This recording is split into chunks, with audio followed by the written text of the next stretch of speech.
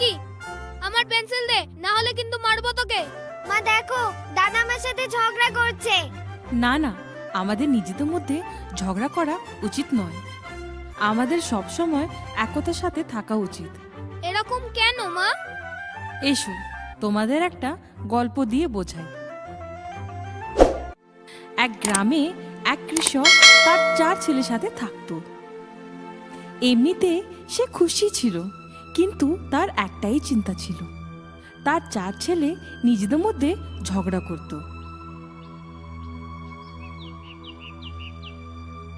কৃষক ভাবতো, আমি বেঁচে থাকতেই এদের এই অবস্থা, তো আমার মৃত্যুর পরে এই 4 জন না জানি কত ঝগড়া করবে।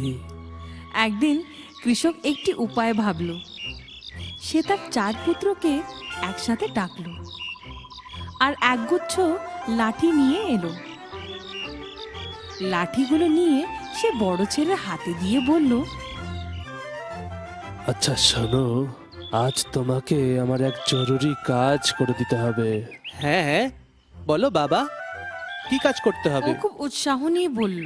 তোমাকে এই এক গোছা লাঠি ভেঙে দেখাতে হবে। কৃষক বললেন, ব্যাস এইটুকুই কাজ, এক্ষুনি করে দিচ্ছি। আর লাঠিগুলো নিয়ে জোর লাগাতে থাকলো। বড় ছেলে অনেক চেষ্টা করলো, কিন্তু সে সফল হলো না। এরপর একই কাজ কৃষক দ্বিতীয় ছেলেকে দিল।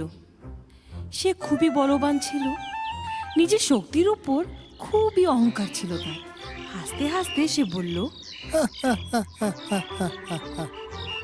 এটা তো আমার বাঁ হাতের কাজ। তাই নাকি?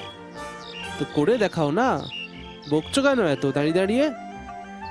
বড় এলো আমার বলবান, ভেঙে দেখাও এই লাঠিগুলো, তখন বুঝবো। বড় ভাই বলল।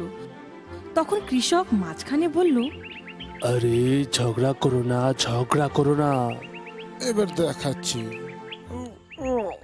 দ্বিতীয় ছেলে লাঠিগুলো নিল আর জোর লাগাতে থাকলো।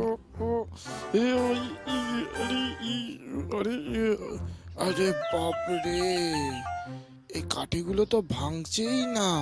জোর দিতে দিতেই সে বলল। এইভাবে একে একে কৃষক সবাইকে এই সুযোগটা দিল, কিন্তু সবাই অসফল হলো। 4 জনেই বুঝতে পারলো না যে বাবা আসলে চাইছেনটা কি। এরপর কৃষক সেই লাঠির গুচ্ছটি খুলে দিল আর সব লাঠিগুলো আলাদা হয়ে গেল। এবার কৃষক 4 ভাইকে বলল, নাও, একটা সহজ কাজ করে দিলাম। এখন একটা একটা করে লাঠি ওঠাও আর ভাঙার চেষ্টা করো। এরপর 4 ভাই সহজে এক এক করে লাঠিগুলো তুললো আর ভেঙে ফেললো।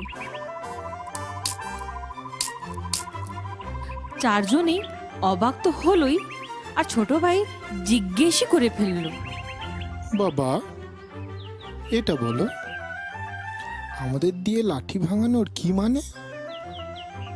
এই কিছু লাঠি ভাঙবার জন্য আমাদের সময় কেন নষ্ট করলে? কৃষক হেসে উত্তর দিল, দেখো, তোমরা সবাই এই লাঠিদেরই মতো। যদি একই থাকো, তাহলে লাঠির গুচ্ছের মতো তোমাদের কেউ ভাঙতে পারবে না।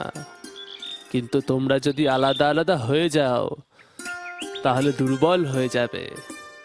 তখন যে কেউ তোমাদের সহজেই হারিয়ে দেবে। বুঝলে কিছু? ছেলেরা বাবার কথা বুঝলো। কিছুটা ভেবে একে অপরের দিকে তাকালো আর জড়িয়ে ধরলো। কৃষক খুশি হয়ে বলল, একসাথে থাকবে, একসাথে খাবে, একে অপরের হাতে হাতে করবে। 100 কথার এক কথা। শক্তিশালী তখনই হবে যখন একসাথে থাকবে।